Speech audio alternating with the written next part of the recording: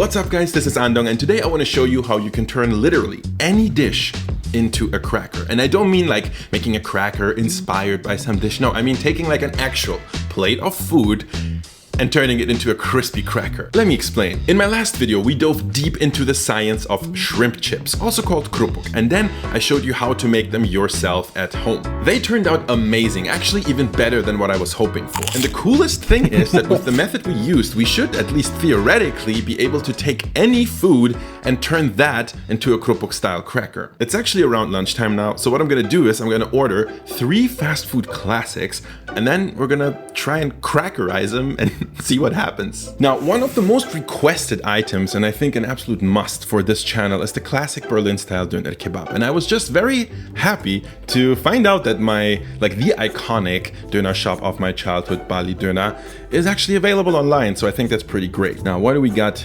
here? Oh, of course, now we're facing the big question. Should I order the classic döner, which, comes in a triangular shape, or should I go for a dürüm döner, which is a rolled variety? This is a tough one. Oh, the fact that I am having such a hard time making a döner related decision proves that I am a real Berliner. Okay, I've made up my mind and I'm gonna go with the traditional döner. I'm gonna go for X large because why not? The reason here is that usually the traditional triangular bun has a few sesame seeds on it, and I think that would be a nice addition to the flavor profile of our cracker. So we're gonna do that.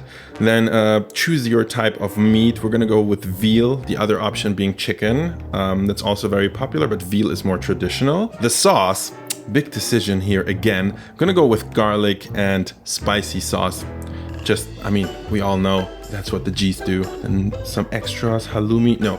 We're gonna stay classic here. We're gonna stay classic. Okay, that's the döner. Now, conveniently, this place also sells burgers. So I'm gonna go for some kind of burger combo. What do they have? Cheeseburger combo? Yeah, sure. Let's just go for the cheeseburger combo. Choose your side. Well, what are my choices? Oh, no, of course I'm going for fries. Duh. And then choose your drink. Christinen Multi... I'm gonna get a little treat for myself here.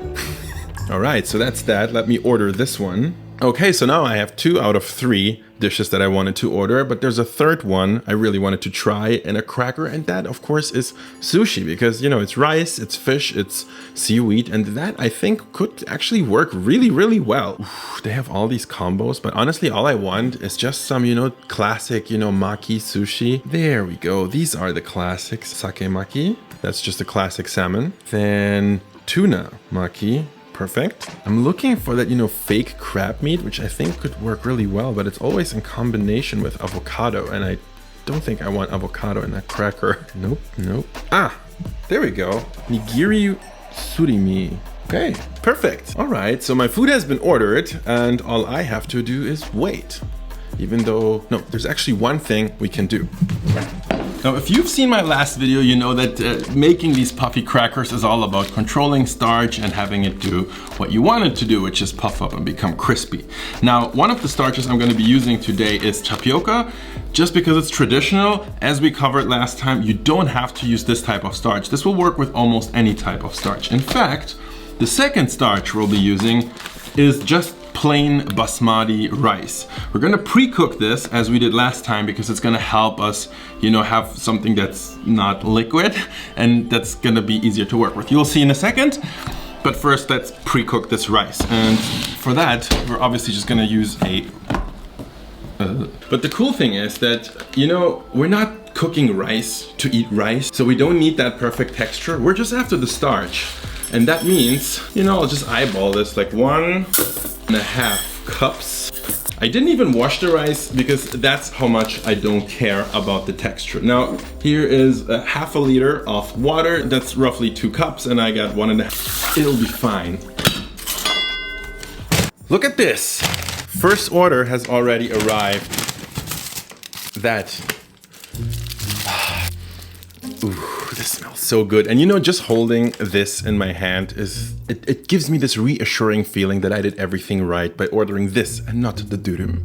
Oh, look at this. These are fries with an innovative venting system. Yeah. No, must stop. found this. And then of course there is the burger, which, let's see how that looks like. I mean, this is a pretty gorgeous burger. No, I can't eat it. I cannot eat it. Nope.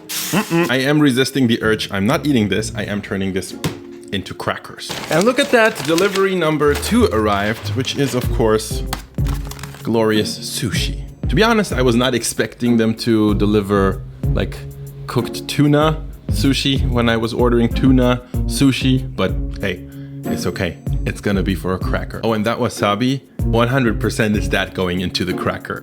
Okay, rice should be done any minute now, so let's get cracking. I don't know.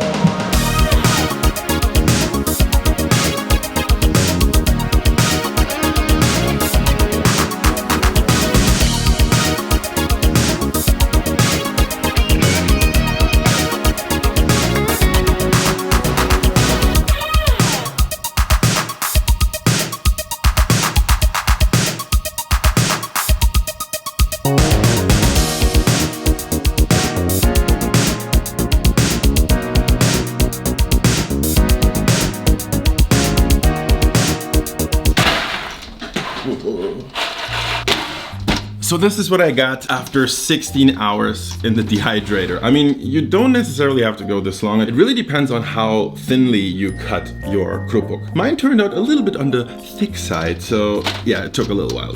Okay, right on top, we got these. Let me bring it closer. Ooh. So right on top, we got the Döner Kebab crackers. I like the triangular shape, actually. I mean, I'm not gonna say they look appetizing because that would be a lie. In fact, they kind of look a little bit like pieces of Döner Kebab meat.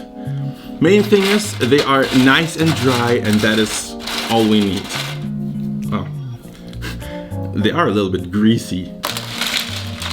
All right, so this is the second layer, and this is the sushi krupuk, which definitely looks pretty interesting. This one took the longest to dehydrate for some reason. I don't know why. Definitely not pretty, but maybe a little bit prettier than the one before. I don't know. I might just be telling that to myself to enjoy this more, but hey, positive thinking. And then the final layer is burger and fries krupuk. Pretty much the same. They definitely look a little bit weird, but don't worry, these like white spots over here, that's just some rice. I do love the feeling of this because this is kind of like, you know, poker chips or something. So who's ready to go all in? Let's fry some krupuk. Oh geez. Oh, I have to separate them.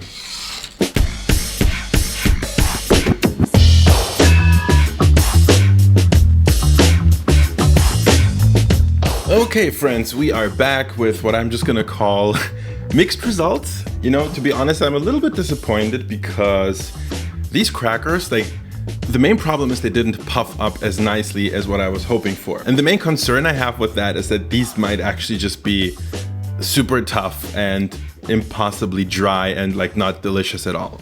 We'll see. Actually, the sushi crackers didn't do so badly at all. They look the most promising, but I think there's only one way to find out. I was most excited about the Döner crackers, which is why I'm gonna try them last. And I don't wanna start with sushi because they look the most promising, so let's just start with burgers and fries.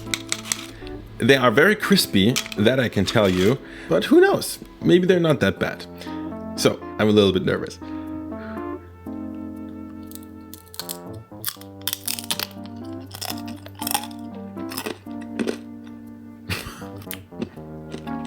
So, pretty much what I feared. I'm gonna say they're edible if you like really crunchy things, but yeah, no, this is not exactly enjoyable. But anyway, let's talk about the taste. It is very strange. The thing that I taste the most are the fries. And I also taste the burger. I don't think I taste any of the condiments. I cannot taste the lettuce. It might actually be growing on me. Oddly enough, the flavor actually works. Could use more cheese, I think. Let's go for the sushi crackers because they look the most promising. But they do have this like really interesting sheen, which at first I thought was maybe excess oil, but it's really not. It's just like a very shiny surface they have. And it kind of reminds me of those like Japanese rice crackers you sometimes get. So coincidence? I think not.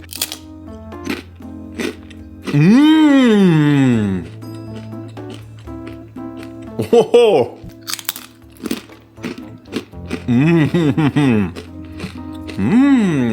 Okay, first of all, the texture, it's also like on the crunchy side, but definitely much more palatable. This is great. What I'm perhaps most surprised by is the flavor. This thing tastes 100% like sushi. Like spot on. That's sushi. I mean, it literally is sushi, but that's sushi. And what I think really, really sells the flavor, yes, it's like you can taste that the rice is seasoned and stuff like that, but I think it's the pickled ginger that I added. Because you can definitely taste it, and that just kind of like turns a rice cracker into a sushi cracker, if you ask me. Even though, of course, you're not supposed to eat the ginger with the sushi, you're supposed to eat it as a palate cleanser in between, but still, it's like the whole sushi experience in one bite. One very crispy bite.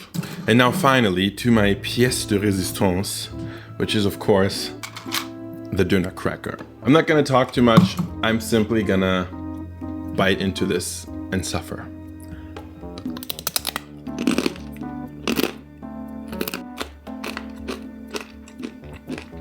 So this is interesting. Even though this one puffed up the least, it's actually like lighter and crispier than the burgers and fries.